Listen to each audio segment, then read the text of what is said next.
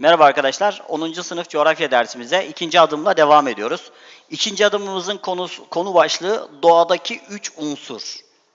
Yani sular. Şimdi 3 unsuru biz 3 kısma ayırdık tabii ki doğal olarak. İlk önce sular dedik. Önce bir giriş yapalım sistemimize. 10. sınıfı seçiyoruz, coğrafyayı seçiyoruz. Bu adımımızın bulunduğu sayfaya gidelim ve oradan konumuza devam ediyoruz. Şimdi arkadaşlar dediğimiz gibi ikinci adım doğadaki 3 unsur ve sular ilk adımımız. Şimdi sular konusunu işleyeceğiz. Şimdi yeryüzündeki su kaynaklarının dağılımı. Buradan başlıyoruz. Yeryüzündeki suların büyük bir bölümünü okyanus ve denizlerdeki tuzlu sular oluşturuyor. %97. Arkadaşlar dünyanın 3'ü sudur. Tamam bakın dünyaya bakalım. %71'i su, %29'u kara parçası, %71'i su. Kuzey yarımkürede de dediğimiz gibi hani bu %71'i sudur ama arkadaşlar bu %71 suyun %97'si tuzlu sudur. Yani doğrudan kullanılamaz. Tuzlu suyu içemezsin değil mi? Tarımda kullanamazsın. Deniz ve okyanus sularının tuzluluğu fazla olduğu için içme ve tarımda sulama suyu olarak doğrudan kullanılamaz. Yani arıtman gerekiyor. O da tabii birçok işlemden geçiyor falan. Kuzey yarımküredeki tabii ki karalar daha fazlayken güney yarımküredeki suların oranı daha fazladır. Fazladır. Kuzeyde karalar, güneyde denizler, okyanuslar daha fazladır kuzeye göre. Denizlerdeki tuzluluk oranı belirleyen en önemli faktör sıcaklıktır.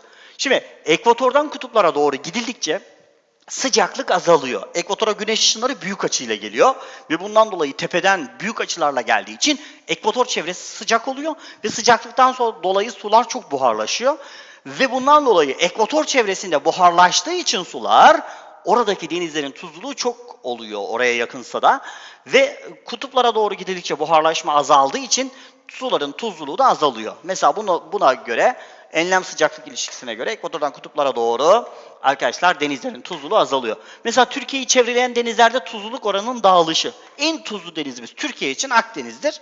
Sonra Ege bakın tam enleme göre. Sonra Marmara en az tuzluluğu olan deniz en kuzeydeki kutuplara en yakın olan denizimiz Karadeniz'dir. Şimdi suyu doğrudan kullanılamayan deniz ve okyanuslar milyonlarca canlının yaşam alanını oluşturuyor.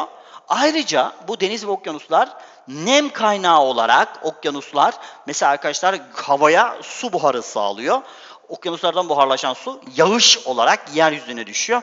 Bu nedenle okyanusların varlığı karalarda yaşayan canlılar için de çok büyük bir önem taşıyor. Yani kendi içerisinde canlı yaşadığı gibi buradaki canlılar için de etkili. Şimdi dünyadaki suyu bir dağılım yapalım hadi. Hazır mıyız? Hani dünya yani uzaydan bakıldığı zaman dünya mavi gözüküyor. Yani karalar gözükmüyor. Niye? Çünkü 3'ü su. Hatta astronotlar mavi gezegen diyor dünyamız için. Ama arkadaşlar bu su %71 suyun %97'si tuzlu. Sadece %3'ü tatlı su. Yani bizim kullandığımız su, tatlı su dediğimiz, yani içtiğimiz su, tarımda kullandığımız, sanayide kullandığımız, yemek yaptığımız, duş aldığımız bütün sular tatlı su dediğimiz kısım sadece dünyanın %3. Bu %3'lük suya bakalım. Arkadaşlar %3'lük suyun tatlı olan şu suyun dağılımına bakarsak %68,3'ü buz dağları ve buzullarda. Yani insanlara uzak ve katı halde. Demek ki tatlı suyun çoğunu biz yine kullanamıyoruz. %31,4'ü yerin altında bu tatlı suyun. Yani %3'ün %68'i, %31'i. %3'ün sadece %0,4'ü yüzeyde. Yani insanların doğrudan ulaşabileceği yerde. Peki tatlı yüzey suyunun dağılımı nedir? Bakın yüzey suyu demiştik. 0,3'ün yani %3'ün %0,4'ünün %0,3'ünün dağılımı, bakın biraz karışık gibi geliyor ama yani burada neyi anlatmak istiyorum? Yani kısaca özetlersek dünyada tatlı su oranı azdır ve bunun için doğru kullanmak gerekiyor. En fazla yüzey tatlı suyu göllerde vardır. Tabii gidegeni olan göl. %11'i bataklıklardadır, %87'si göllerde. Sadece %2'si nehir dediğimiz akarsulardadır diyoruz. Hani burayı en son toplayalım. Bakın hani yine söyledik tuzlu sudur. Tatlı suların %68'i buzdağlarında yani donmuştur. En önemli tatlı su kaynağı göllerdir yeryüzü için. Yüzeydeki. İnsan ihtiyaçlarını karşılamaya yönelik su çok azdır. Bütün suyu, bakın burada hani ben size ilginç bir bilgi vereyim. Verdim daha doğrusu yazdık. Dünyadaki bütün suyu 5 litrelik bidona koyarsak Canlıların kullanacağı su miktarı sadece bir çorba kaşığı olur. Ki dünya üzerindeki o kadar insana düşen su, yani o kadar 5 litrelik bidon hep insanlar için değil. Arkadaşlar su döngüsü dediğimiz olaya gelelim, hızlanalım biraz burada. Şimdi arkadaşlar su döngüsü bellidir zaten. Şimdi ne oluyor arkadaşlar? Atmosferde, burada hani şekil üzerinden de sizler bakacaksınız. Atmosferdeki su buharının kaynağı, bakın şimdi atmosferdeki su buharının kaynağı yeryüzündeki sular ve bitkilerdir. Yeryüzündeki suların buharlaşması ve bitkilerin terlemesiyle havaya karışır. Ve bu su buharı yoğunlaşır ve yağış olarak tekrar yeryüzüne gelir. Yeryüzüne inen yağışlar geçirimli, yani yerin altına geçirimli arazilerden yer altına doğru inerken yeryüzünde de eğim sayesinde yüzeysel akışa gösterir ve yüzeysel olarak akıyor. Ve yeryüzündeki sular sürekli bir döngü içerisindedir. Buna su döngüsü denir veya hidrolojik döngü denir. Yani buradaki su döngüsünün mantığı nedir? Yeryüzündeki sular var değil mi? Deniz, okyanuslardaki sular, göller falan. Bunlardaki su buharlaşıyor, havaya gidiyor. Su buharı havada yoğunlaşıyor, bulut oluyor, yağış oluyor. Yani yeryüzünden buharlaşan su tekrar yağmur olarak yeryüzüne düşüyor. Böyle dönüyor yani, döngü halinde. Su döngüsünü harekete geçiren temel etken güneş. Çünkü buharlaştırıyor. Yeryüzündeki suları, bakın burada artık su döngüsünden sonra suları, yerüstü suları, yeraltı suları ve kaynaklar şeklinde iki grupta inceleyeceğiz. Şimdi önce yer üstündeki suları bir görelim. Burada yer üstündeki sular hangileridir? Okyanuslar, dünyanın en büyük su kütleleri, denizler, göl ve akarsular. Bunlar yer üstü sularıdır. Başlıcaları, tabi bataklıklar falan da var ama biz burada onu işlemeyeceğiz. İlk önce yer üstü sularından, yeryüzündeki sulardan okyanuslara bakacağız. Kıtalar arasındaki, arkadaşlar okyanusla denizin farkı nedir? Bakın, okyanus kıtaların arasında yer alır. Yani büyük kara parçaları arasındaki çukurlukları doldurmuş çok büyük su kütlelerine deniyor. Deniz hemen yan tarafta bakın. Deniz karalar arasına veya kenarına sokulmuş. Hani kıta çok büyük, kara ondan biraz daha küçük su kütleleridir. Şimdi büyükten küçüğe doğru Büyük Okyanus, diğer ismi Pasifik, Atlas Okyanusu ki diğer ismi Atlantik ve Hint Okyanusu ki diğer ismi yok. Değil mi? 3 tane okyanusumuz vardır bizim. Okyanusların konumuna bir bakalım sevgili arkadaşlar. Bakalım şimdi okyanuslar dedik. Tuzlu sular bunlar ama değil mi? Bakın şimdi. En önemlisi, en büyüğü zaten. Bakın en önemlisi demeyeyim de en büyüğü Büyük Okyanus. Bakın burası da Büyük Okyanus. Çünkü dünya yuvarlak. Mesela şuradan şöyle gittiğin zaman buraya çıkıyorsun gibi. Hani mesela burası Büyük Okyanus. Hani burada 2 tane yazılmış. Yanlışlık mı var hocam? Hayır. Nerede o zaman? Kuzey Amerika kıtasıyla Güney Amerika kıtası ve Asya ile Avustralya kıtaları arasında, dünyanın şeklinden dolayı yuvarlak olduğunu unutmuyoruz. Atlas Okyanusu, yani Büyük Okyanus okyanusların %50'sini oluşturuyor. Değil mi? Büyük Okyanus, okyanusların en fazla alan kapladığı, diğer 2 okyanus kadar alan kaplıyor neredeyse. Atlas Okyanusu ki bizle bağlantısı çok fazla. Çünkü Türkiye burada olduğunu düşünürsek, Türkiye'nin Akdeniz yoluyla Cebeli Tarık Boğazı'ndan bağlantı kurduğumuz okyanus, Atlas Okyanusu. Şimdi o zaman Avrupa kıtasıyla Afrika kıtası ve Kuzey Amerika ile Güney Amerika kıtaları arasında yer alıyor. Ve son olarak Hint Okyanusu da şurada. Bakın tabii Antarktika'da burada bir sınır. O da tabii ki Hint Okyanusu'nun sınırı. En küçükte Hint Okyanusu yer alıyor. Şimdi arkadaşlar bunu söyledikten sonra bakın okyanusları bitiriyoruz. O zaman bakın hani bu tür sorular nasıl çıkıyor hocam? Hani dünya haritası verip numaralandırılan sorular var. İşte ne bileyim şöyle yapalım mesela işte buraya 1 der, buraya 2 der, şuraya 3 der. Hani bunu test olarak sorabilir. Hani burası hangi okyanus, burası hangi okyanus, burası hangi okyanus gibi. Ya da işte ne bileyim hangi kıtaların arasında olduğunu sorabilir. Mesela Atlas Okyanusu hangi kıtalar arasında? Kuzey Amerika, Güney Amerika ile Avrupa ve Afrika, aşağıdan tabii Antarktika var. Büyük Okyanus hangi kıtalar arasında? Hint Okyanusu hangi kıtalar arasında? Onu söyledik. Şimdi gelelim denizlere, yerüstü sularından ikincisi denizlere. Şimdi arkadaşlar denizler karaların arasında veya kenarına sokulmuş su kütleleridir. Deniz ikiye ayrılıyor, denizler yani. Kenar ve iç deniz olarak ikiye ayrılıyor. Kenar deniz şu demek arkadaşlar, okyanusun kıyısında yer alıyor. Okyanus kıyısında, hemen yanında yer alıyor. Örneğin Karayip Denizi, Manş Denizi. Kenar deniz. İç deniz ki Türkiye çevresindeki denizlerin hepsi iç denizdir. Karaların arasına sokulmuş ve boğazlarla. Mesela okyanusa kanal veya boğazla bağlanan ve karaların çok daha iç kısımlarında yer alan, örneğin Akdeniz ve Kızıldeniz dünyanın en önemli iç denizlerindendir. En büyük iç denizi zaten Akdeniz'dir diyoruz. Biz bilgi kutusu okyanuslarda deniz suyunun periyodal olarak yükselmesi ve alçalması olayına gelgit medcezir deniliyor. Şimdi burada zaten mesela Türkiye'de gelgit genliği düşük. Şimdi arkadaşlar şöyle yapacağız. Bakın burada size ben şu haritayı özellikle büyüttük. Dünyadaki başlıca denizler ve körfezler. Belki etkinlik olarak öğretmenleriniz, hani biz derslerde veriyoruz sınıflarda falan ama sizin öğretmeniniz verecek mi vermeyecek mi onu da bilmediğimiz için sizler de tabii burada. Şimdi siz hangi denizlerin nerede olduğunu veya ne bileyim hangi deniz nasıl denizdir, iç deniz midir, kenar deniz midir? Bunları bu harita üzerinden bence siz çalışacaksınız. Körfezler de var burada tabii. Şimdi mesela iç denizleri ben size göstereyim. Mesela sadece iç denizleri göstereyim. Kenarları siz bulun. Ve diğerlerini Akdeniz, iç deniz, Karadeniz, iç deniz, Ege Marmara zaten iç deniz, Kızıldeniz iç denizdir. Anladık mı gençler? Hani bunlar iç deniz olarak karşımıza çıkacak onlar. Hangileri kenar denizdir? Bunların hepsi kenar deniz. Ohos denizi, Japon denizi var. Okyanusun hemen kenarında. Doğu Çin denizi, Bengal körfezi zaten körfez de şöyle. Umman denizi kenar denizdir. Kızıldeniz iç deniz burada. Yine körfezi körfez zaten şöyle. Meksika körfezi körfez. Karayip kenar denizdir. Karayip Denizi tabii ki. Hudson Körfez bu zaten karanın içine çıkıyor. Manş Denizi kenar denizdir. Kuzey Denizi kenar deniz. Baltık Denizi iç denizde kalıyor. İçeride kalıyor bakın Baltık Denizi, Botnik Körfezi falan. Onun için arkadaşlar sizler burayı harita üzerinde çalışacaksınız. Onu da size bakın söyleyeyim. Yani genel kültür arkadaşlar ya bunu bileceksin arkadaşım. Arkadaşlar yer üstündeki sulardan C dedik. Göller. Göller. Arkadaşlar gölün denizden farkı nedir? Düşünün bakalım. Göl arkadaşlar göl karanın içindedir. Bakın şimdi yani denizin okyanusa bağlantısı vardır ama yeryüzündeki karaların içinde çanaklaşmış, çukurlaşmış alanlarda birikmiş su kütlelerine deniyor. Göller yeryüzündeki tatlı suların %87'sini oluştururken karalardaki alanı sadece %2'dir. Şimdi fiziksel kimyasal özelliklerini belirleyen bulunduğu yerin coğrafi koşullarıdır. Gölün suyunun özelliği tatlı, tuzlu, sodalı veya acı olabiliyor. Arkadaşlar bu özelliklerinde kimyasal özellikler etkiliyken genişlik, büyüklük ve derinliğinde ise fiziksel yapısı etkili oluyor. Bunu söyledik. Uyarı kısmı soru olarak gelecek karşınıza. Onu ben söyleyeyim size. Arkadaşlar göl sularının kimyasal özelliğinde yani suyunun tatlı mı, tuzlu mu, acı mı, sodalı mı olmasında şu faktörler etkili.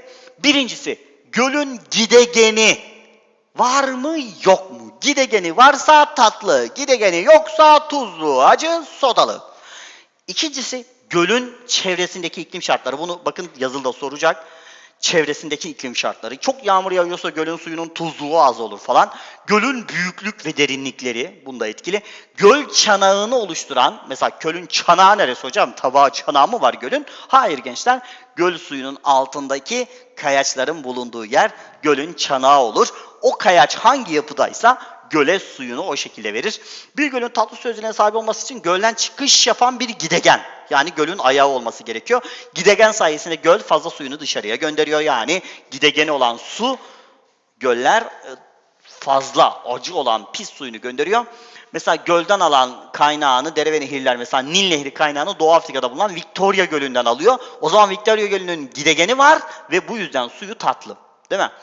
Gidegeni olmayan göllerin tatlı su özelliği göstermesi mümkün değildir. Göl acı suyu olarak tabii suyun acı, tuzlu ve sodalı bir özellik gösteriyor. Bir göldeki balıkçılık, içme suyu, tarımda sulama faaliyetleriyle tuz ve su elde etmek gölün kimyasal özelliğiyle ilgiliyken göldeki ulaşım faaliyetleri gölün derinliği ve genişliği gibi fiziksel özellik. Mesela ulaşım, yani gölün üzerinde gemiyle gidebiliyorsan o gölün şeyiyle ilgilidir. Ne bileyim, derinliği falan iyidir yani. Öyle çok sığ bir derinliği az olan bir gölde sen gemiyle falan nasıl kaldırsın gemiyi, değil mi? Evet. Şimdi dünyadaki belli başlı göllerin konumu.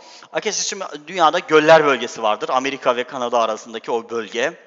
Ki buzul gölleri çoğu. İskandinavya'da buzul gölleri ki dünyada en çok göl Finlandiya'da vardır. Bin göller ülkesi. Onlar da buzul gölü. Kutup soğuk onlar zaten.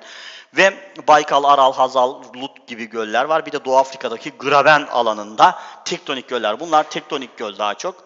Şunlar tektonik gölken bu şeydeki göllerde buzul gölüdür diyoruz.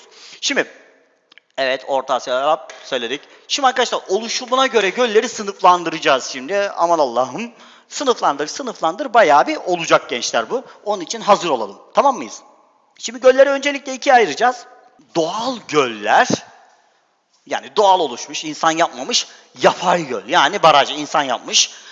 Doğal göller dediğimiz göller Birincisi, yeryüzünde iç ve dış kuvvetlerin etkisiyle oluşan çanak, çukurlarda sular dolmuş, kendiliğinden oluşmuş ya da yerli kaya gölü diyoruz biz buna. Kendi içinde 5'e ayrılıyor. Bir de set gölleri de kendi içinde kısma ayrılıyor. Yani doğal göllerin içinde bir set gölü var. Şimdi ilk önce tektonik göl. Arkadaşlar buna bir işaret koyalım. Tektonik en önemli göl türlerinden birisidir. Çünkü dünyadaki büyük göllerin çoğu tektoniktir. Şimdi mesela Rusya'da bir Baykal Gölü ki dünyanın en büyük tatlı su gölüdür Baykal Gölü. Hazar dünyanın en büyük gölüdür. Çünkü yani dünyanın en büyük gölüdür Hazar. Ancak Hazar'ın suyu gidegeni olmadığı için tatlı değil ama Baykal Gölü ki Rusya'da yer alıyor, dünyanın en büyük tatlı su gölü. Yer kabuğu hareketleri sonucunda çökme alanlarında yani iç kuvvetlerle oluşan çanaklarda suların dolmasıyla meydana gelen Orta Asya'daki Hazar, dünyanın en büyük gölü. Aral Gölü, Baykal, bu Aral da kurudu gitti ya. Lut Gölü, yanlış kullandılar değil mi? Doğu Afrika'daki Victoria biraz önce söyledik ya, gidegeni var bunun. Nil gönderiyor değil mi? Albert, Rudolf, Tanganyika ve Kivu gölleri tektonik göllere örnektir. Dünyada ve Türkiye'de arkadaşlar en yaygın göl türü tektoniktir. İkinci göl volkanik göller arkadaşlar. Volkanlar püskürecek gençler burada. Volkanik patlamalar sonucu oluşmuş krater, mağar ve kaldera gibi çukurlaşmış, çanaklaşmış alanlarda oluşan göllerdir.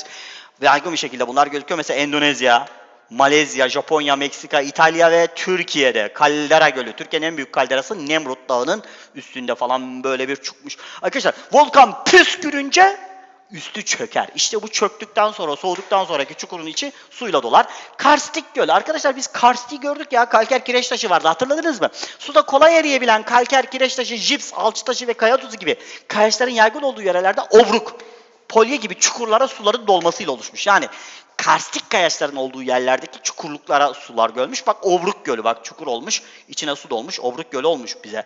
Balkanlardaki Ohri Gölü, Türkiye'deki göller yöresindeki bazı göller, Macaristan buralarda varmış gençler, geçtik onu.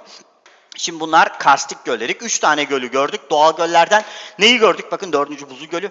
Bir tektonik dedik, 2 karstik dedik, 2 volkanik dedik, 3 karstik dedik, 4 buzul gölü. Buzul aşındırması sonucu oluşan çukurlarda biriken suları meydana getirdiği göllerdir. Bu göllere Sirk Gölü de deniyor. Arkadaşlar Sirk buzulun açtığı çukurdur. Buzul ağırlığıyla dura dura böyle bir çukur yapar. O sonra erir buzul, içine su dolar. Al işte orada göl olur. İsveç, Norveç, Finlandiya, Rusya, Kanada gibi kuzey kutbuna yakın olan ülkeler ve dağların yüksek kısımlarında, Alpler mesela en yaygın olduğu Finlandiya'dır. Türkiye'de de var dağların üstünde buzul gölleri. Buzul aşındırmış değil mi? Şimdi arkadaşlar gelelim. Buzul gölüne burada bir Kanada Moraine Gölü değil mi? Moraine Gölü. Bak şurada bir buzul çukur yapmış değil mi? Bak buzullardan belli zaten buzul göl oldu. Sonra arkadaşlar evet şurada bir bilgi kutusunu bir öğrenelim şimdi. Tektonik ve volkanik göller bulunduğu yerin yer yapısı hakkında bilgi verir. Tektonik iç kuvvet, volkanik püskürme ile ilgili yer yapısı. Buzul gölleri iklim hakkında bilgi verir çünkü soğuk iklim demektir. Karstik göller ise hani kayaçlar. Yani karstik kayaçların yaygın olduğunu gösterir. Set gölleri arkadaşlar akarsu vadisi veya bir koyun iç ve dış kuvvetlerin etkisiyle kapanması sonucu oluşuyor. Set çekiliyor. Doğal göl ama arkadaşlar set gölü diye ayrı bir şekilde alıyoruz. Kendi içinde 5'e ayrılıyor. Doğal göller içerisinde 5 kısma daha ayırdı. Volkanik yani lav set gölü, volkanize iç kuvvet. Volkanik patlama sonrasında çıkan lav bir çukurluğun önünü kapatıyor. Mesela bakın görüyorsunuz. Burada volkanik bir püskürmeyle önü kapanmış ve su burada birikince volkanik göl olmuş. Japonya, İzlanda, Türkiye, İtalya gibi mesela Van Gölü'nün oluşumunda da kısmen böyle bir etki var değil mi? Nemrut volkanı patlıyor Bitlis'teki, sonra önüne set çekiyor ve böyle bir oluşum var. Heyelan set gölü, heyelan yani dış kuvvet. Şimdi ne oluyor arkadaşlar? Akarsuyun önüne toprak kayıp ya buradan kapatıyor ve böylece eğimin ve yağışın fazla olduğu yerlerde toprak kayması sonucunda oluşan göller. Güneydoğu Asya'da var. Karadeniz'de çok yaygın bunlar. Doğru mu? Kıyı set gölü. Şimdi burası önemli. Şimdi lagün de diyoruz biz buna. Derinliğin az olduğu koy dediğimiz, bakın denizin şu iç kısma doğru girdiği küçük girintiler, bunun önünü kapatıyor dalga biriktirmesiyle oluşmuş arkadaşlar.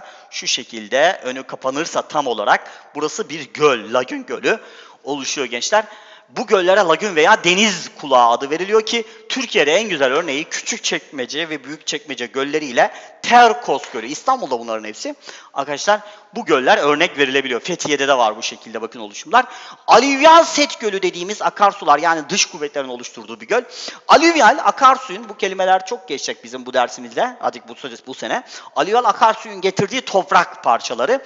Bunlar öne set çekerek bu setlerin önünde oluşan göllerdir arkadaşlar.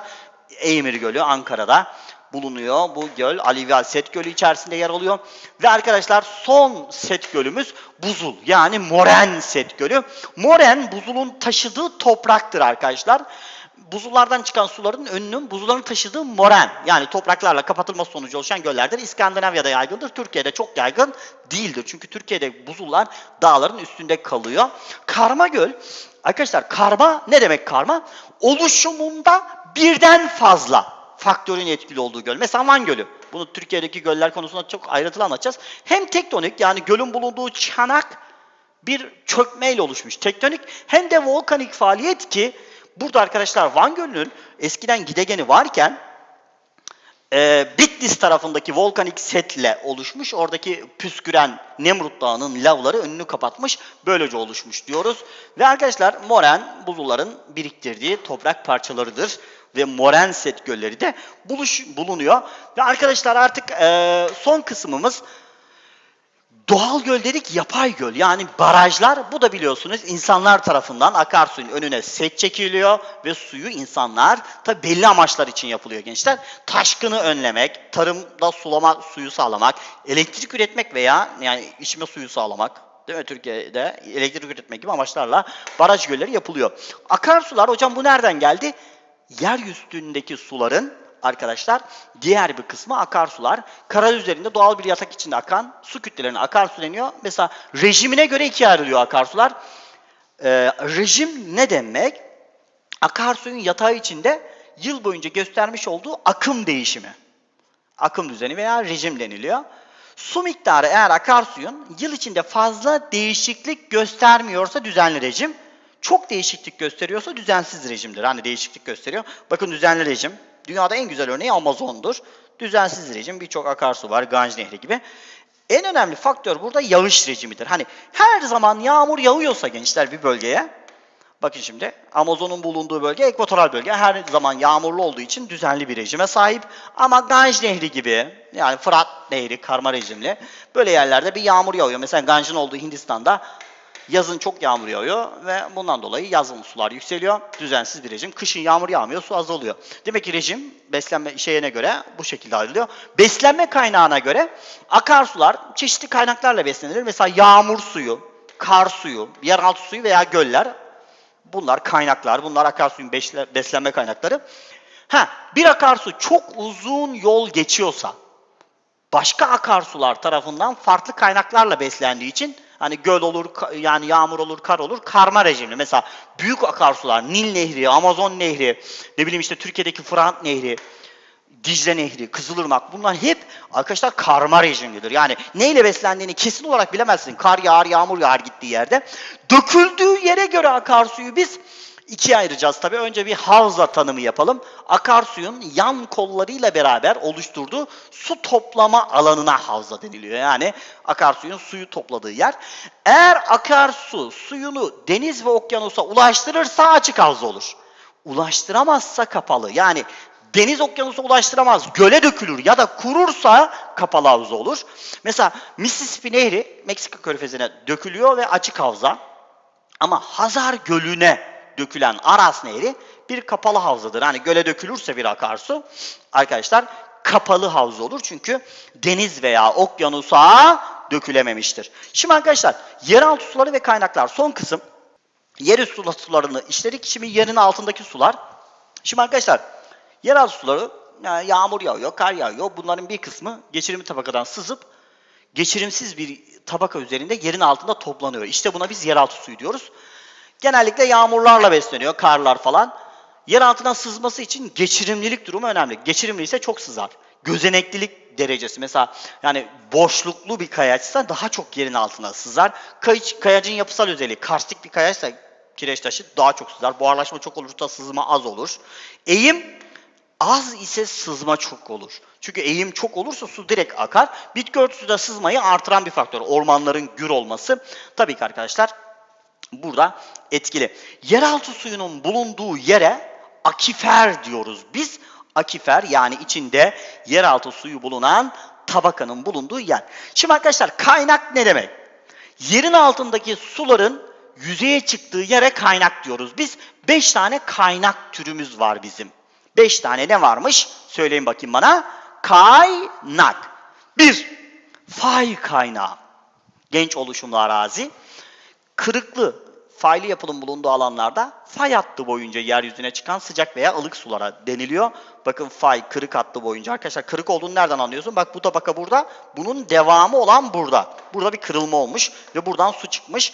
Bu tarz yerlerde kaplıca ve ılıcalar yaygın, deprem çok olur. Çünkü fay var kırık. Çünkü sular mineral bakımından zengindir.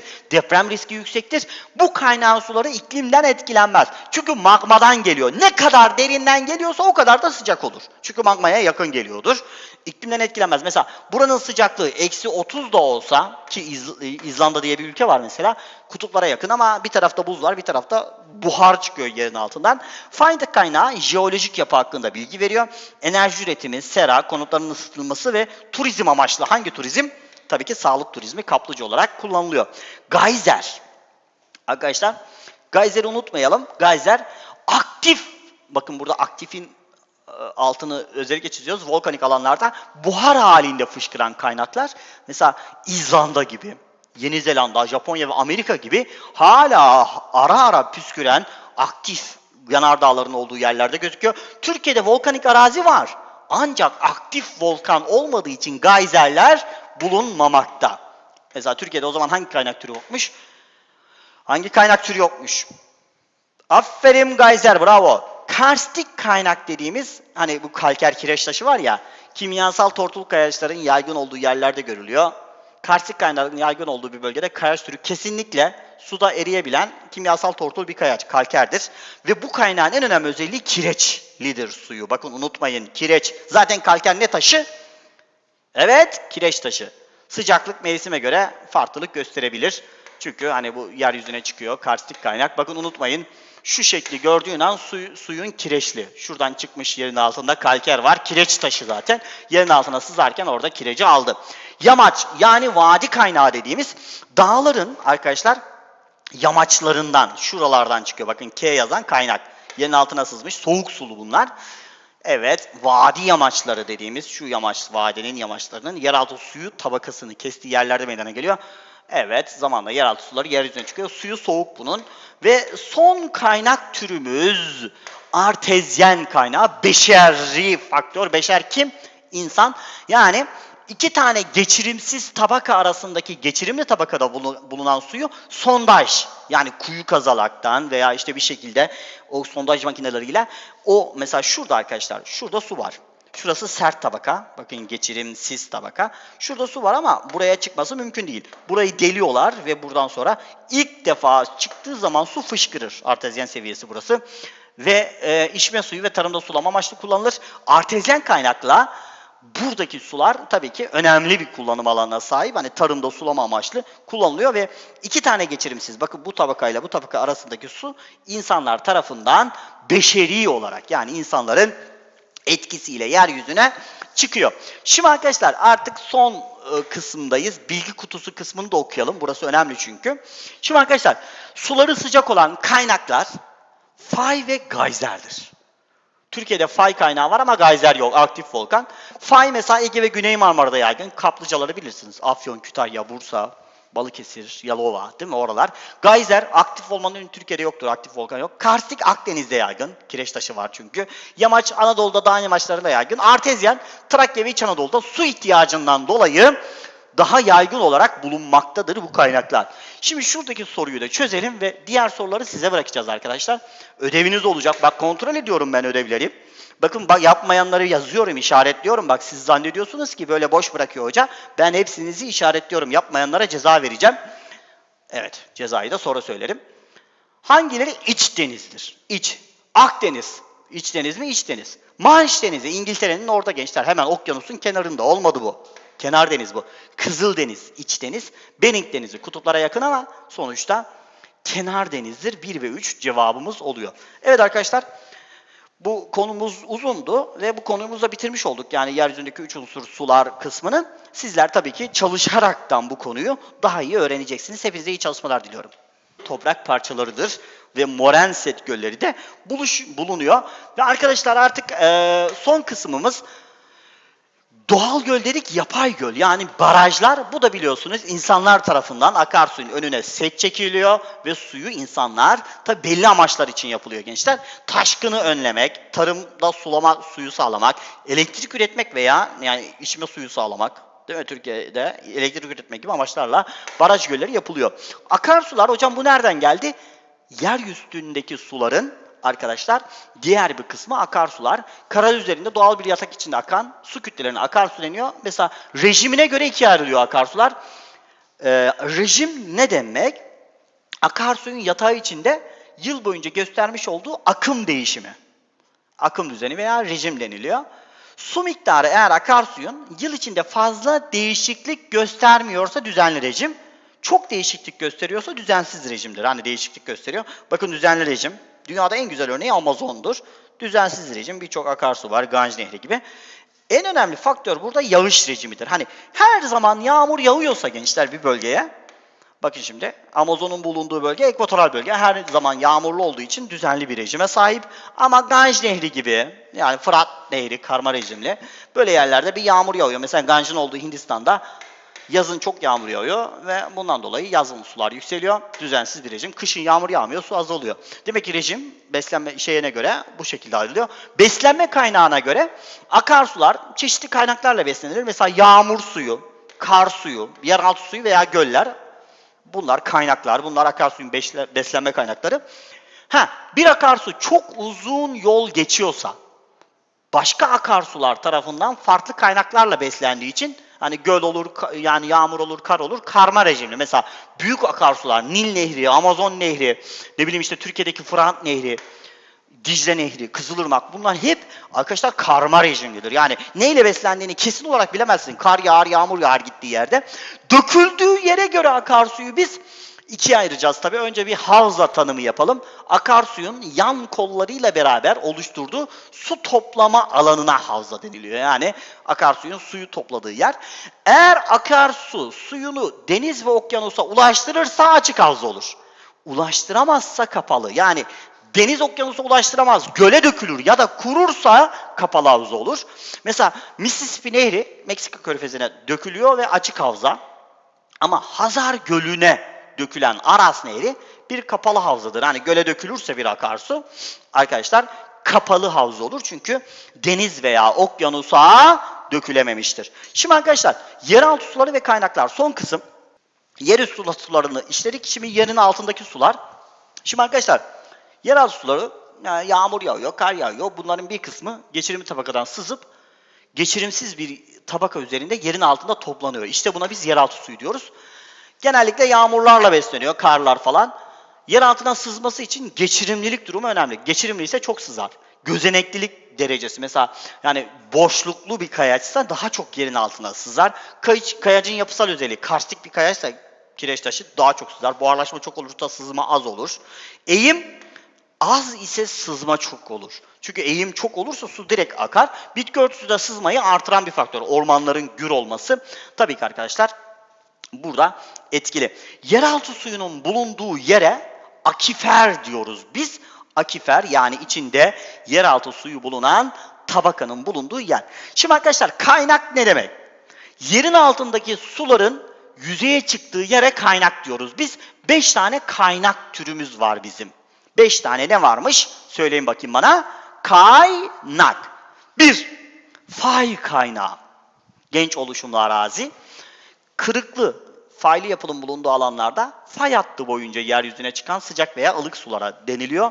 Bakın fay, kırık hattı boyunca. Arkadaşlar kırık olduğunu nereden anlıyorsun? Bak bu tabaka burada, bunun devamı olan burada. Burada bir kırılma olmuş ve buradan su çıkmış.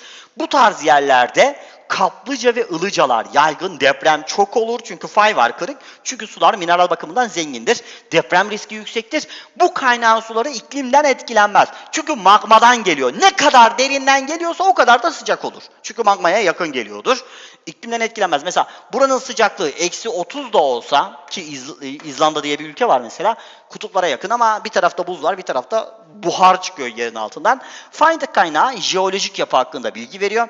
Enerji üretimi, sera, konutların ısıtılması ve turizm amaçlı. Hangi turizm? Tabii ki sağlık turizmi kaplıca olarak kullanılıyor. Geyser. Arkadaşlar geyseri unutmayalım. Geyser aktif.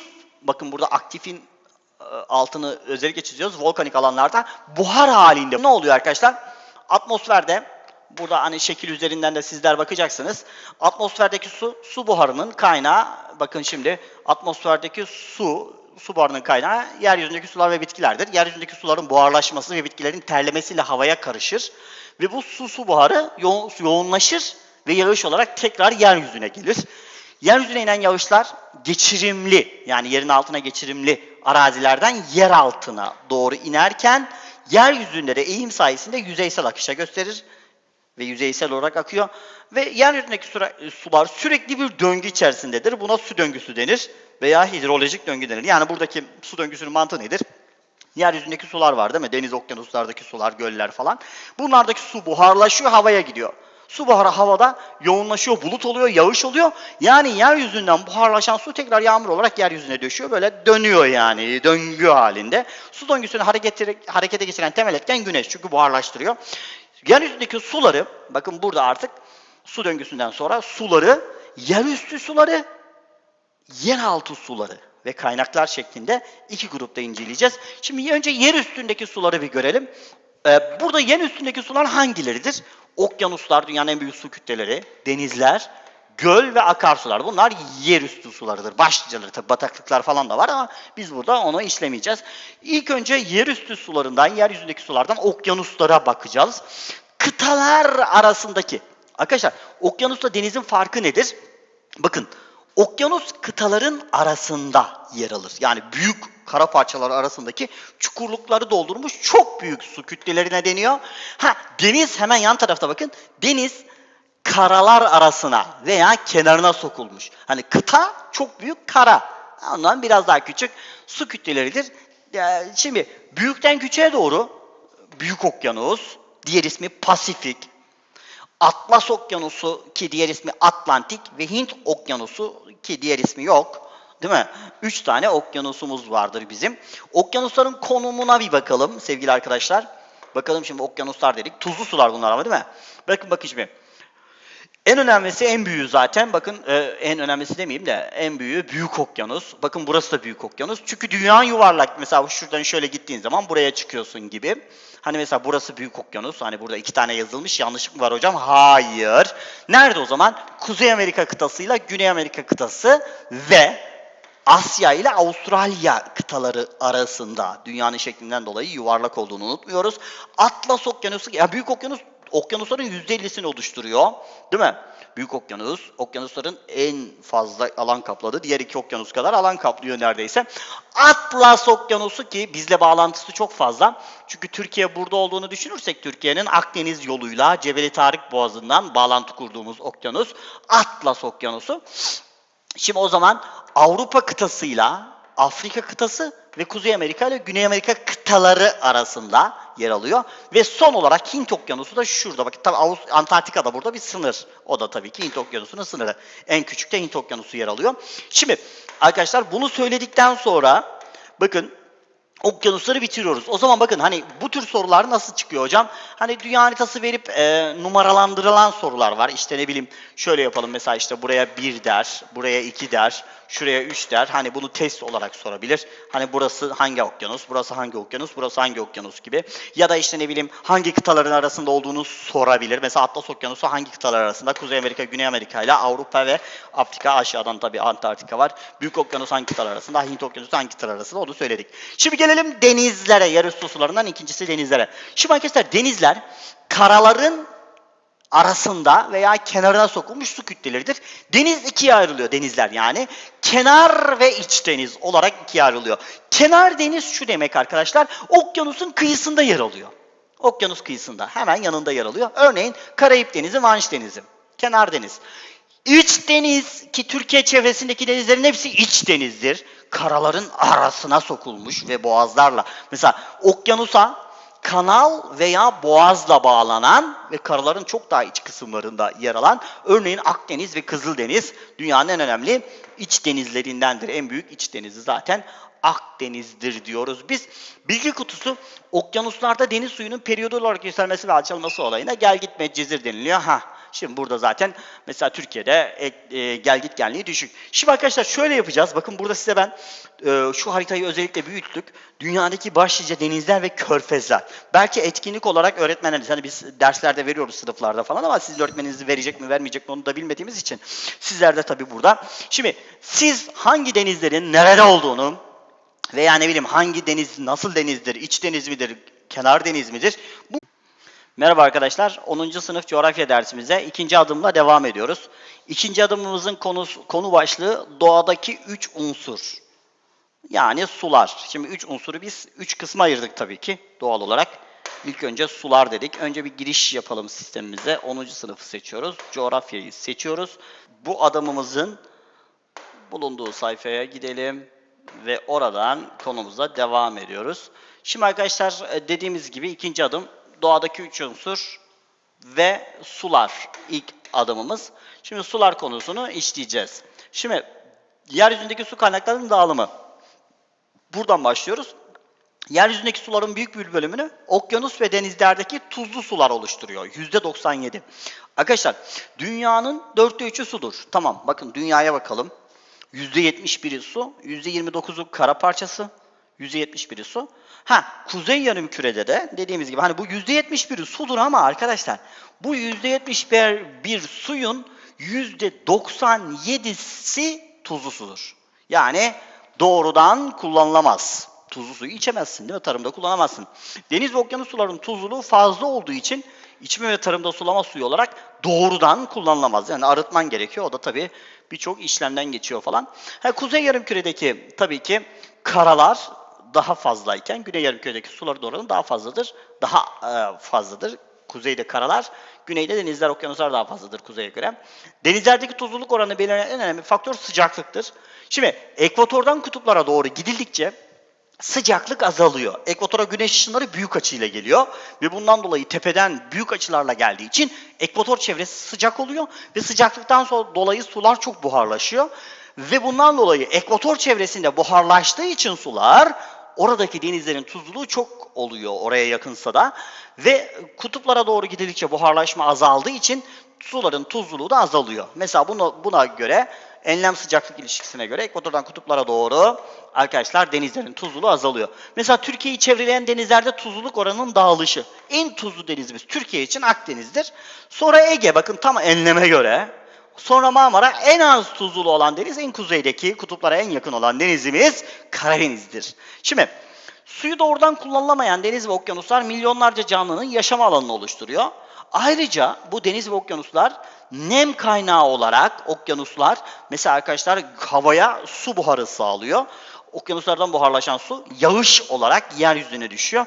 Bu nedenle okyanusların varlığı karalarda yaşayan canlılar için de çok büyük bir önem taşıyor. Yani kendi içerisinde canlı yaşadığı gibi buradaki canlılar için de etkili. Şimdi dünyadaki suyu bir dağılım yapalım hadi. Hazır mıyız? Hani dünya, yani uzaydan bakıldığı zaman dünya mavi gözüküyor.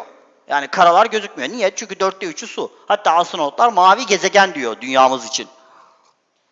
Ama arkadaşlar bu su, %71 suyun %97'si tuzlu.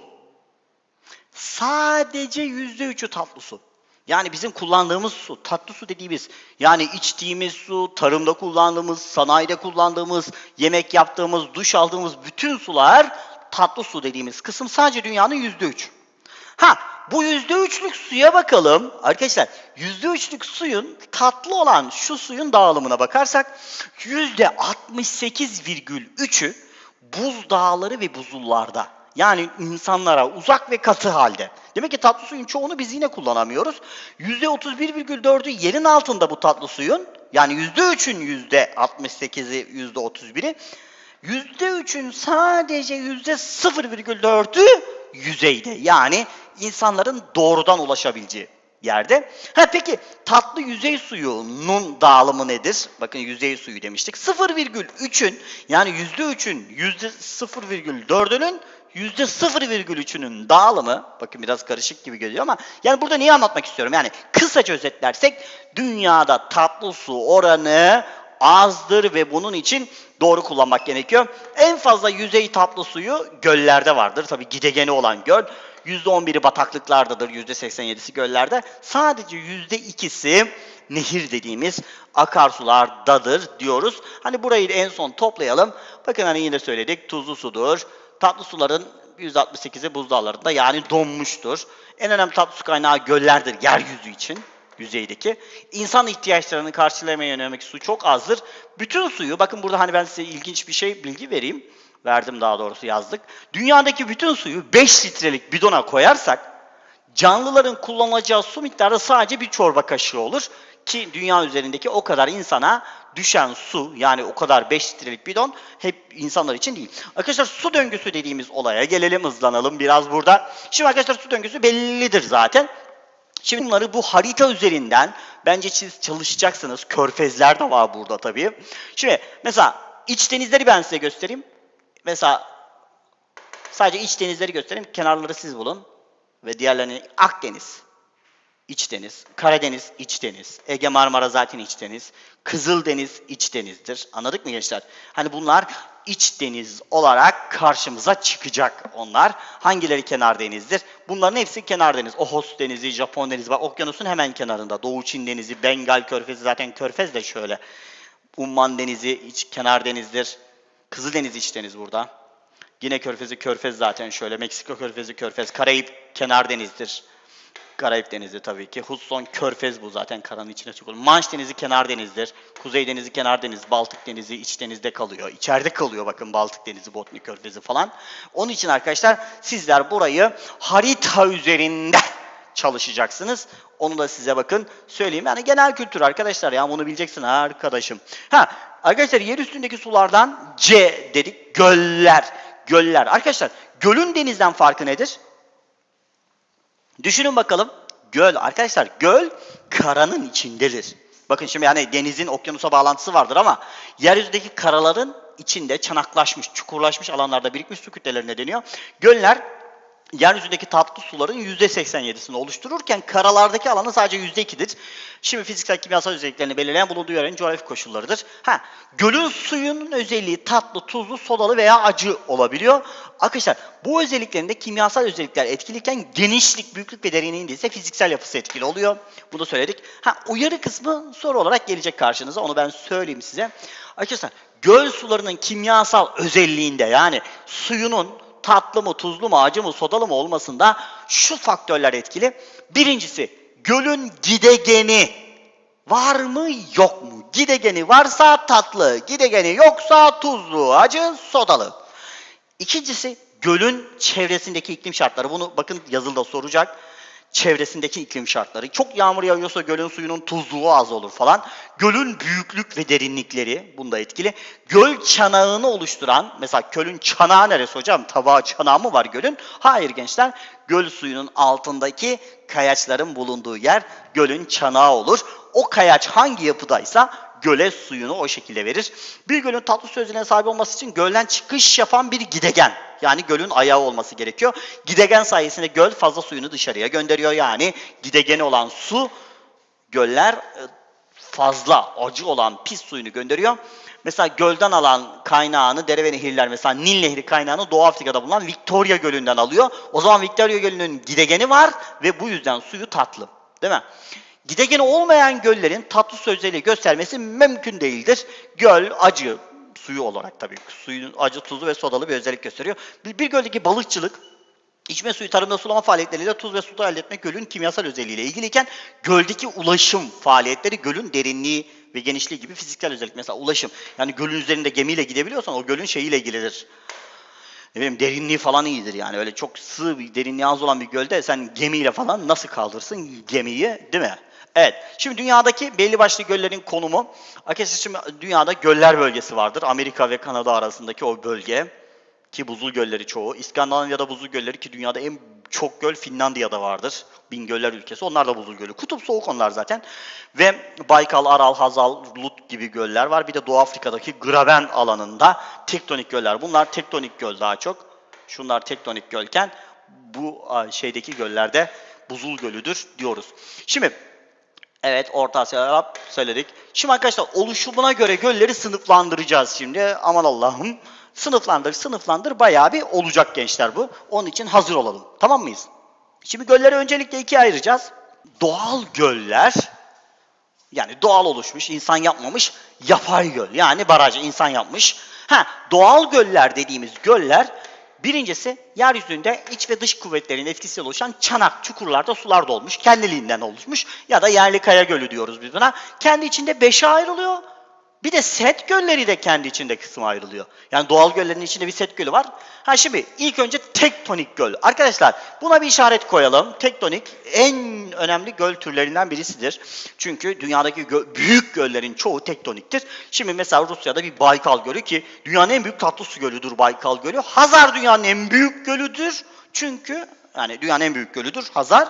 Ancak Hazar'ın suyu gidegeni olmadığı için tatlı değil, ama Baykal Gölü, ki Rusya'da yer alıyor, dünyanın en büyük tatlı su gölü, yer kabuğu hareketleri sonucunda çökme alanlarında, yani iç kuvvetlerle oluşan çanaklarda suların dolmasıyla meydana gelen Orta Asya'daki Hazar, dünyanın en büyük gölü, Aral Gölü, Baykal, bu Aral da kurudu gitti ya, Lut Gölü, yanlış kullandılar değil mi?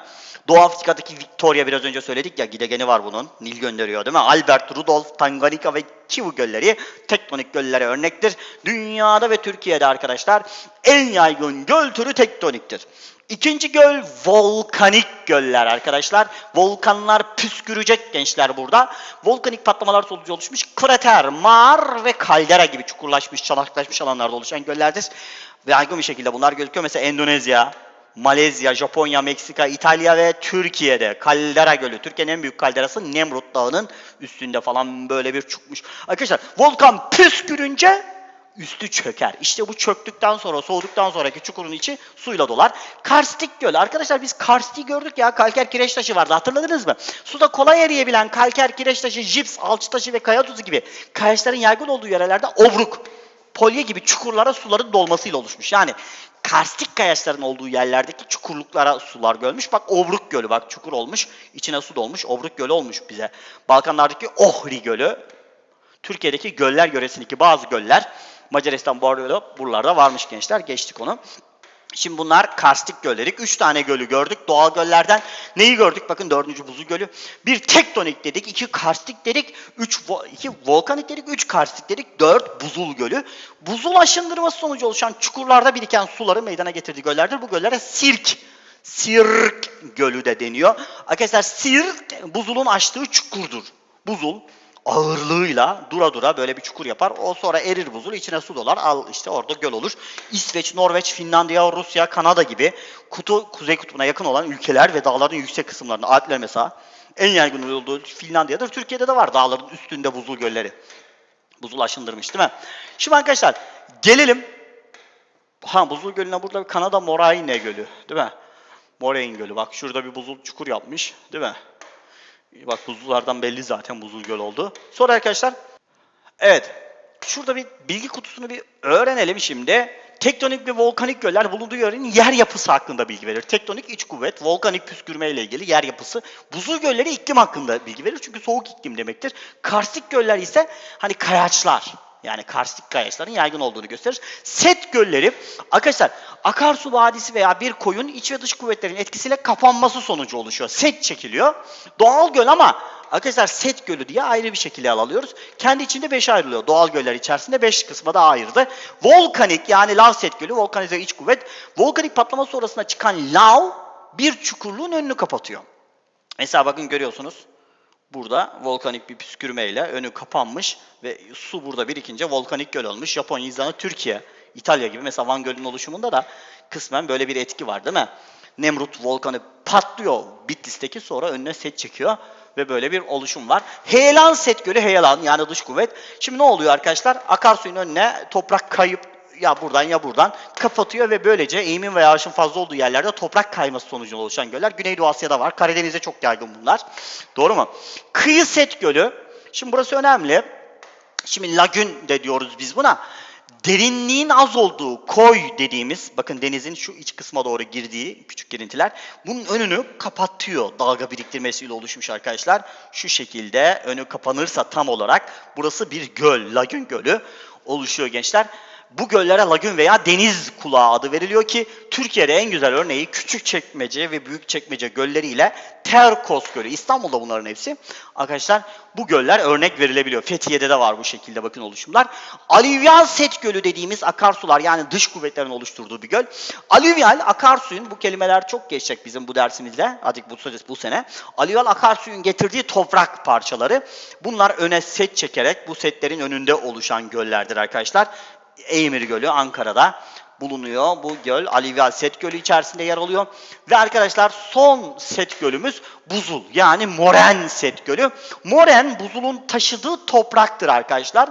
Buzullardan çıkan suların önünün buzulların taşıdığı moren yani topraklarla kapatılması sonucu oluşan göllerdir. İskandinavya'da yaygındır. Türkiye'de çok yaygın değildir. Çünkü Türkiye'de buzullar dağların üstünde kalıyor. Karma göl. Arkadaşlar karma ne demek karma? Oluşumunda birden fazla faktörün etkili olduğu göl. Mesela Van Gölü. Bunu Türkiye'deki göller konusunda çok ayrıntılı anlatacağız. Hem tektonik yani gölün bulunduğu çanak bir çökmeyle oluşmuş tektonik hem de volkanik faaliyet ki burada arkadaşlar Van Gölü'nün eskiden gidegeni varken Bitlis tarafındaki volkanik setle oluşmuş. Oradaki püsküren Nemrut Dağı'nın lavları önünü kapatmış. Böylece oluşmuş diyoruz. Ve arkadaşlar moren buzulların biriktirdiği